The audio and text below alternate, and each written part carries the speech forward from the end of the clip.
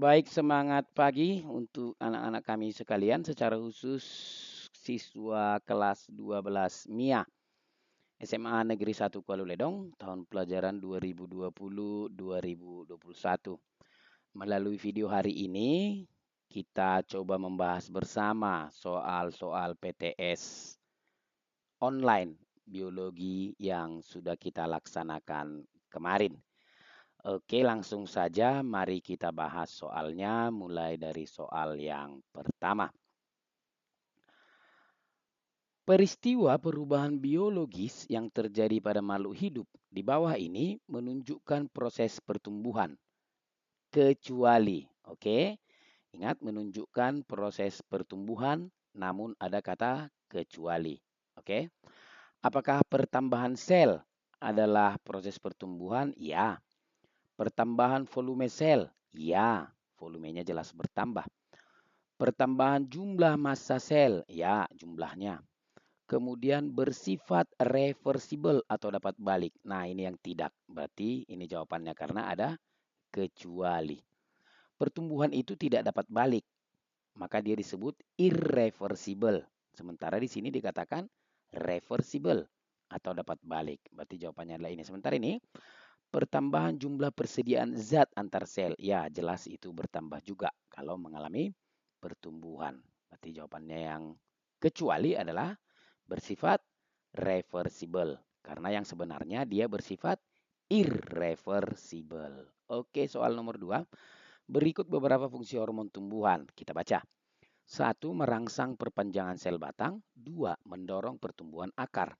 3. Menghambat pembentukan biji. 4. Mempercepat pemasakan buah.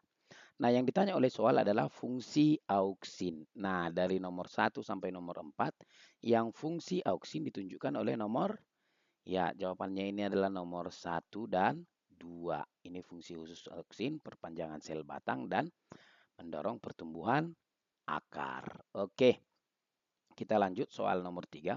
Faktor-faktor yang mempengaruhi pertumbuhan. Ya, sudah kita bahas kemarin. Faktor internal dan faktor eksternal. Oke, langsung kita pilih jawabannya adalah suhu, apalagi cahaya, ya, kelembapan dan zat tumbuh, ya. Berarti ini zat tumbuh atau apa namanya, hormon. Oke, kita masuk soal yang keempat. Hormon apa yang dapat menghilangkan sifat kerdil pada tanaman? Oke, yang dapat menghilangkan sifat kerdil tanaman tersebut adalah hormon, ya, giberelin. Oke, kita masuk soal yang kelima. Nah, di sini ditampilkan juga dengan gambarnya, ilustrasinya. Pertumbuhan memanjang dari epikotil yang menyebabkan plumula keluar, menembus kulit biji, dan muncul di atas tanah. Oke, namun kotiledon tetap berada dalam tanah. Oke, ini plumulanya tadi keluar, kemudian muncul ke atas tanah, muncul. Namun kotiledonnya tetap berada dalam tanah. Ini kotiledon tetap berada dalam tanah. Tipe perkecambahan tersebut adalah tipe, ya, sudah sangat umum ya kita bahas kemarin ya, hipogeal. Nah, kalau kotiledonnya ini terangkat, berarti dia, ya, epigeal. Namun yang ditanya di soal adalah kotiledonnya tetap berada dalam tanah. Oke, hipogeal. Nomor 6.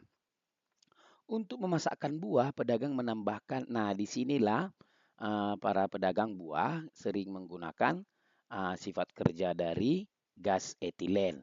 Yang sering digunakan oleh pedagang buah itu bahasa umum atau sehari-hari itu disebut karbit. Itulah yang dimasukkan ke dalam keranjang, kemudian buah-buah mentah dimasukkan ke dalam, kemudian ditutup. Nah, karbit tersebut menghasilkan gas yang dapat mempercepat pematangan buah. Itu sama kerjanya dengan seperti hormon gas etilen.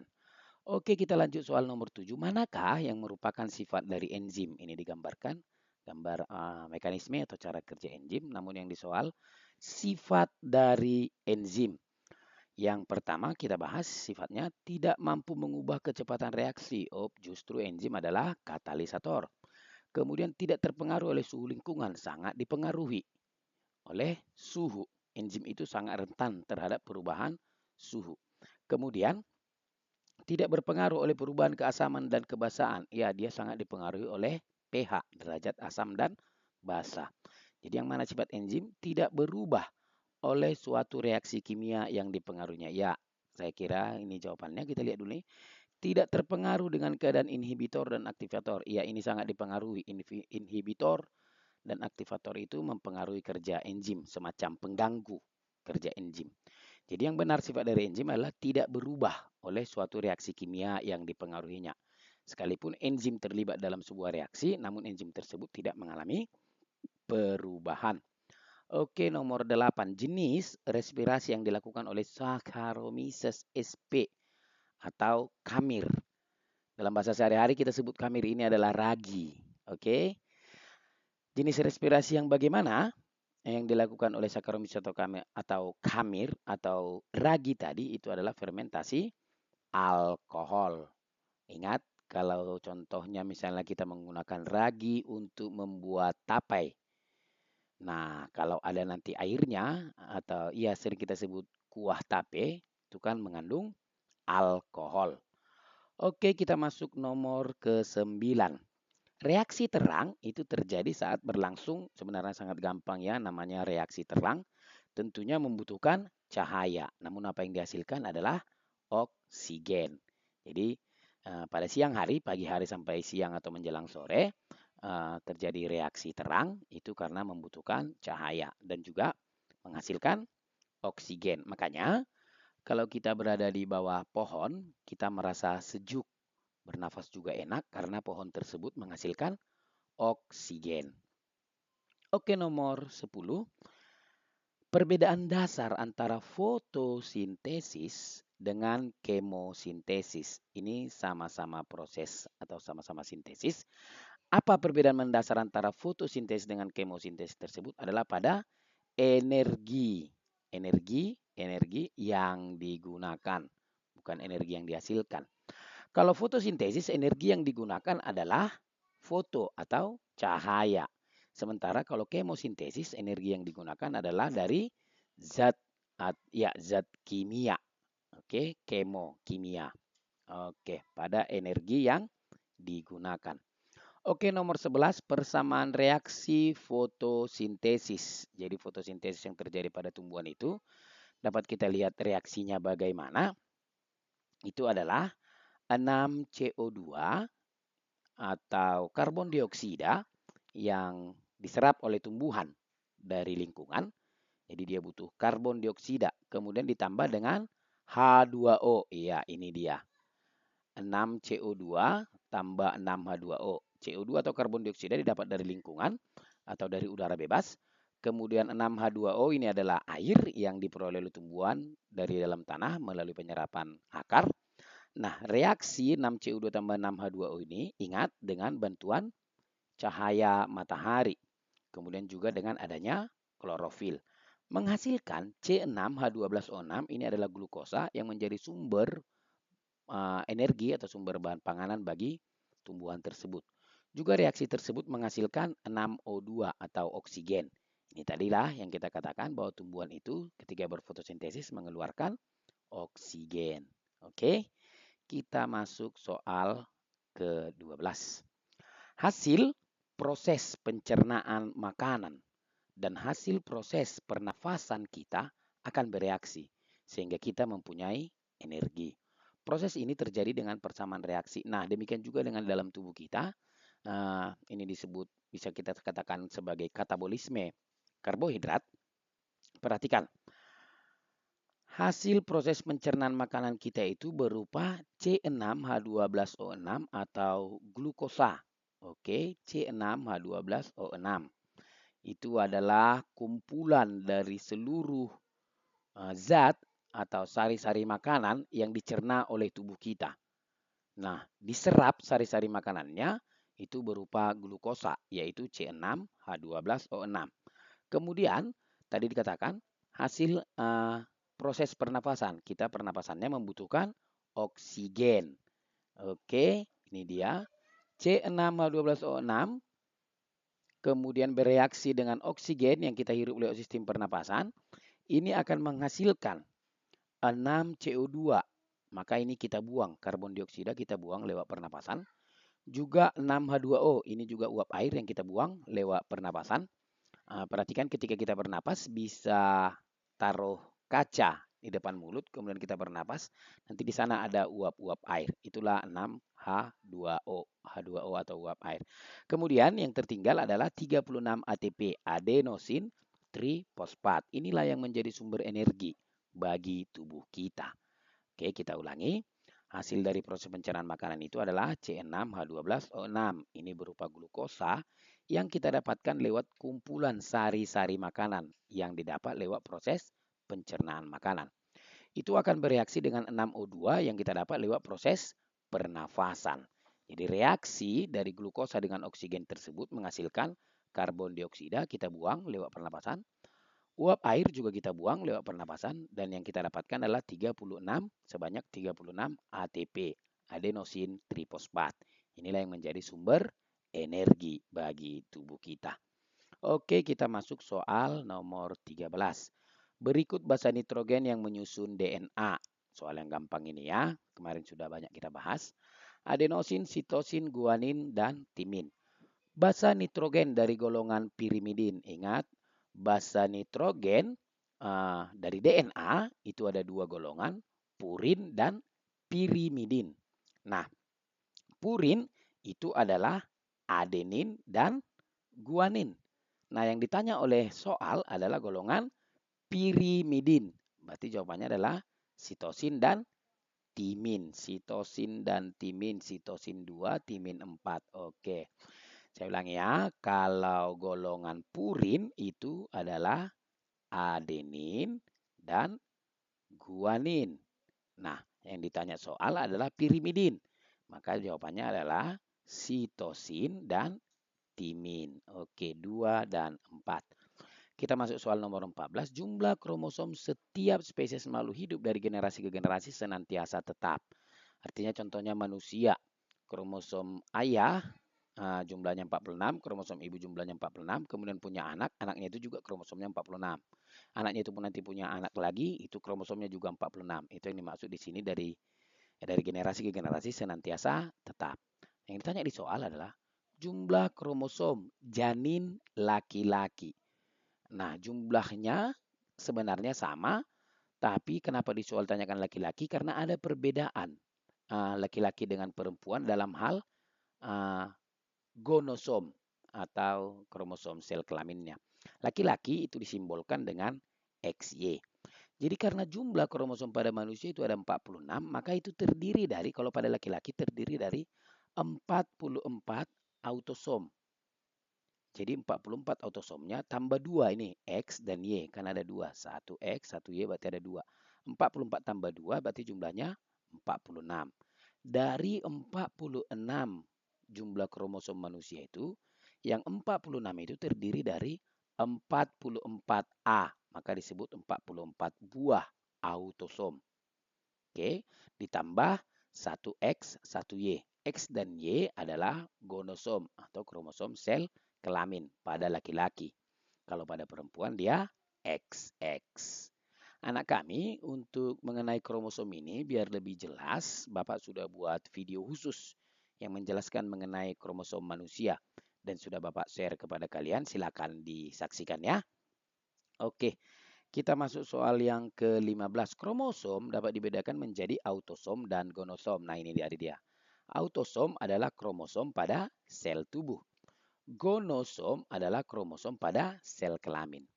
Nah, diambil contoh soal simpanse yang jumlah kromosomnya 48 mempunyai jumlah autosom dan gonosom secara berurutan adalah, maksudnya dari 48 jumlah kromosom simpanse tersebut, berapa autosomnya atau kromosom sel tubuhnya, berapa juga gonosomnya atau kromosom sel kelaminnya. Oke, jawabannya adalah 46 dan 2. 46 lah autosomnya dan 2 lah gonosomnya. Oke, di video yang khusus Bapak buat tadi juga ini ada dijelaskan. Silakan disaksikan ya. Oke, kita kembali mengenai kromosom. Tipe kromosom submetasentrik. Oke, tunjukkan oleh nomor mana. Kita lihat yang A. ini disebut metasentrik karena sentromernya ada di tengah. Sehingga kedua lengan tampak sama panjang. Jadi ini metasentrik. Nah ini submetasentrik. Berarti ini jawabannya ya. Sentromer tidak persis terletak di tengah, agak ke ujung. Sehingga satu lengan panjang, satu lengan nampak lebih pendek. Nah, kalau ini adalah akrosentrik. Sentromernya semakin ke ujung sehingga satu lengan terasa sangat panjang, satu lengan lagi terasa sangat pendek. Sementara ini adalah telosentrik atau ujung. Jadi kromosomnya ada di ujung, jadi nampak seolah-olah hanya ada satu lengan. Berarti soal kita ini jawabannya adalah B, submetasentrik. Nomor 17 ya, kembali mengenai kromosom. Ini khusus manusia, jumlahnya 46. Oke, kromosom manusia itu jumlahnya 46. Susunan kromosom pada perempuan. Nah, ini pada perempuan. Tadi udah ada soal pada laki-laki ya. Berarti ini adalah 44A tambah, oh bukan. Kalau XY ini adalah pada laki-laki. Yang ditanya di soal adalah perempuan. Berarti 40, oh ini bukan, ini 44 AA berarti ini adalah 44 pasang. Kalau 44 pasang itu sudah 88 buah, berarti ini salah. Maka yang benar adalah 44A tambah XX. 44 buah autosomnya tambah 2 buah gonosomnya. Kalau perempuan XX, berarti jumlahnya pas 46. Oke, saksikan juga di video tadi ya yang sudah Bapak bagikan. 18. Susunan kromosom yang terdapat dalam sperma dapat dituliskan. Nah, perhatikan anak-anak kami, sperma atau sel kelamin pada laki-laki itu susunan kromosomnya mengakibatkan jenis sperma. Jadi seolah-olah ada dua jenis sperma itu. Ada sperma yang mengandung 22A tambah X, ada juga sperma yang 22A tambah Y.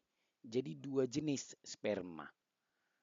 Kenapa dia 22A di sperma bukan 44? Karena jumlah kromosom pada sel kelamin itu separuh dari jumlah kromosom pada sel tubuh. Jadi kalau autosomnya 46, gonosomnya 23. Jadi ini spermanya jumlahnya 23 kromosom yang terkandung dalamnya yaitu 22A tambah X. Maka ini 23. Karena sperma ada dua jenis, ada jenis yang satu lagi. 22A tambah Y juga 23. Demikian juga pada sel telur. Sel telur juga 23. Terdiri dari 22A tambah X. Itu hanya satu jenis. Nah, kalau sperma kromosomnya 23, ovum kromosomnya 23, kalau ini nanti melebur, akan dihasilkan zigot yang akan berkembang menjadi janin dan lahir menjadi bayi nanti. Jumlah kromosomnya kembali menjadi 46. Begitulah susunannya. Oke, nomor 19. Terbentuknya, nah ini dia soal yang dimaksud. Embrio manusia berjenis kelamin laki-laki adalah hasil peleburan dari, nah sperma tadi kan ada dua jenis. Ada yang jenis X, ada yang jenis Y. Kemudian kalau ovum itu semua satu jenis, yaitu jenis X. Nah ini ditanya di soal, embrio manusia berjenis kelamin laki-laki itu hasil peleburan dari mana? Tentu spermanya adalah 22A tambah Y. Sementara ovumnya adalah 22A tambah X. Nah perhatikan, kalau spermanya 22A tambah Y, ovumnya selalu tetap 22A tambah X. Nah, kalau 22 tambah 22, maka dia jadi 44. X tambah Y, maka dia jadi XY. Berarti jenis kelaminnya laki-laki. Oke, saya ulangi ya. Sperma ada dua jenis. Ada sperma 22A tambah Y, ada sperma 22A tambah X. Nah, ini yang kita bahas dulu, pada poin B. Kalau spermanya 22A tambah X, ovum 22A tambah X. Di mana-mana ovum tetap ya, ovum tetap hanya satu jenis 22A tambah X. Tidak pernah ini terjadi ovum 22A tambah Y, tidak. Ovum 22A tambah Y, tidak. Ovum tetap 22A tambah X. Sperma yang ada dua jenis, ada sperma 22A tambah Y, ada sperma 22A tambah X. Nah, kalau peluburannya ini, di poin B ini, 22A tambah 22A jadi 44A. X tambah X jadi perempuan. Sementara di soal tadi yang ditanya adalah kelamin laki-laki. Berarti 22A tambah Y. Kemudian ovumnya 22A tambah X. Oke, kita bahas soal yang terakhir. Pernyataan yang salah tentang DNA. Rantainya double helix ya, pilihan ganda. DNA itu pilihan ganda. Gulanya deoksiribosa jelas, namanya DNA. DNA itu singkatan dari D. Deoksiribosa. N. Nukleid. A. Asid. Deoksiribosa nukleid asid. Asam nukleat deoksiribosa. Oke, ini basa nitrogennya. Sitosin, timin, adenin, guanin. Ini sudah tadi kita bahas. Ada basa purin dan basa pirimidin. Ini dia.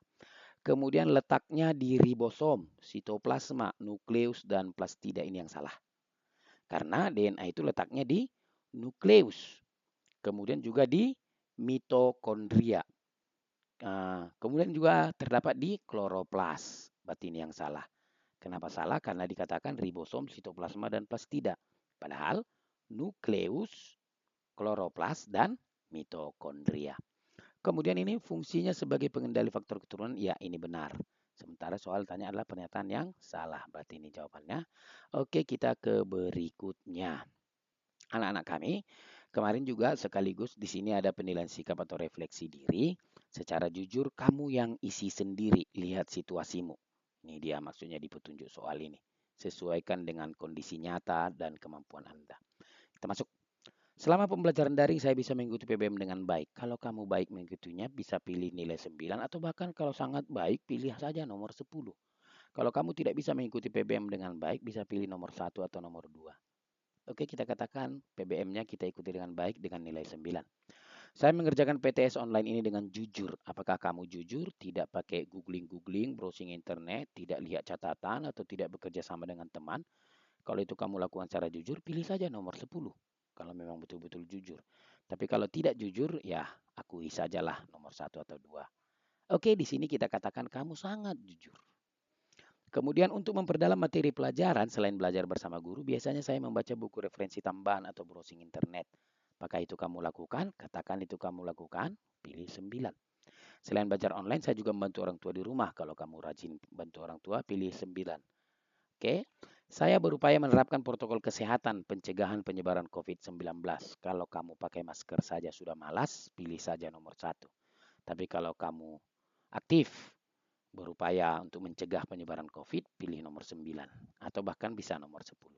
Oke, kita lanjutkan ke berikutnya. Oke, ini adalah bagian konfirmasi. Saya telah mengikuti PTS online hari ini. Saya akan semangat. Ya, terima kasih. Nah, ini dihidupkan saja supaya salinannya nanti dikirimkan ke email. Oke, kemudian kirim. Kita akan lihat tanggapan Anda telah direkam. Untuk melihat nilaimu dari jawaban-jawaban tadi, kita lihat skor. Oke, bagaimana skor kita? Ya, ternyata poin total kita 100. Kenapa 100? Karena kita sudah benar semua.